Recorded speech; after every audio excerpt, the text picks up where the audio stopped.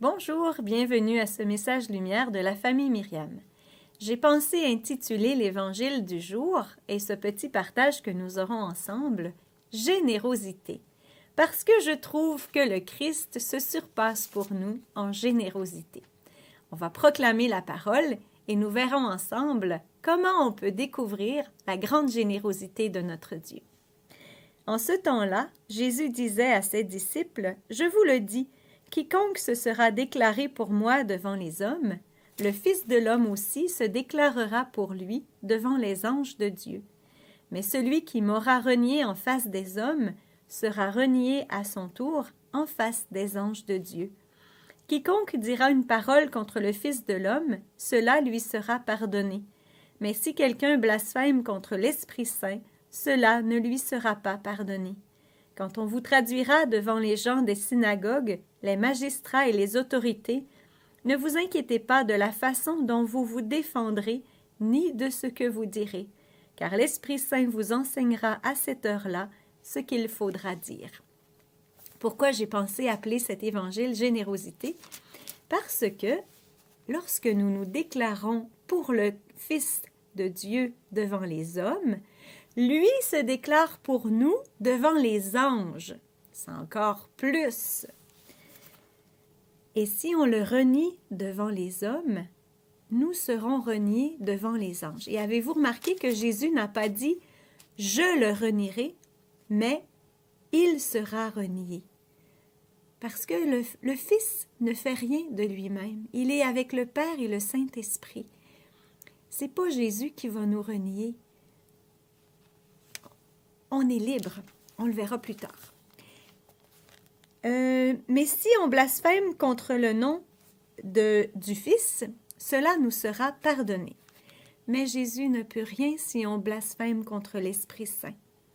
Par contre, si j'aime l'Esprit Saint et je me déclare pour lui, alors le Seigneur va me combler de l'Esprit Saint et je n'ai à m'inquiéter de rien, ni à ce que je vais dire, ni à ce qui va se passer.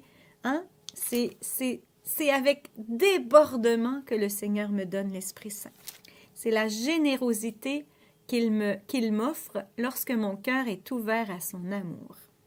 Mais dans ma liberté, c'est la seule chose qui peut l'empêcher d'agir, c'est ma liberté. Peut-être qu'aujourd'hui, nous ne serons pas conduits au martyre, à témoigner devant les autorités, mais ce que je suis, mon calme, ma sérénité, ma soumission à la volonté de Dieu, mon cœur qui prie, ça paraît une personne qui prie, on le sent en elle, tout cela sera un témoignage pour beaucoup de personnes. Juste le fait de rester calme dans une file, ça parle à beaucoup de monde. Il y avait 2 petits frères qui attendaient dans la file d'un aéroport et il y avait trop de monde pour l'avion. Alors eux, ils sont restés bien calmes et ça a attiré l'attention. Ils ont changé d'avion, ils ont attendu quelques heures pour avoir un autre avion. Mais quand ils sont rentrés dans l'avion, l'agent de bord qui les avait vus être bien patients leur a donné un traitement de faveur parce qu'il avait été touché, il avait vu que c'était un prêtre et un frère, il avait été très touché de leur attitude, alors ils ont eu un traitement de faveur dans la classe économique où ils étaient, ils ont eu plus d'affaires. C'est pour montrer, le Seigneur, il nous montre qu'il tient compte de nos efforts et aussi, c'est un témoignage. Notre attitude, notre façon d'être comme chrétien est un témoignage. Alors, il faut le rendre. C'est important. Notre monde en a besoin.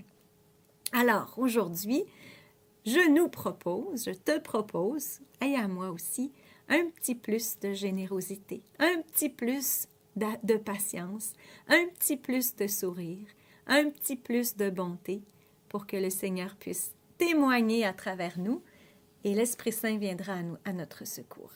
Le Seigneur nous donnera l'Esprit Saint pour être des témoins de son amour. Je te souhaite une belle journée. Au revoir et à demain.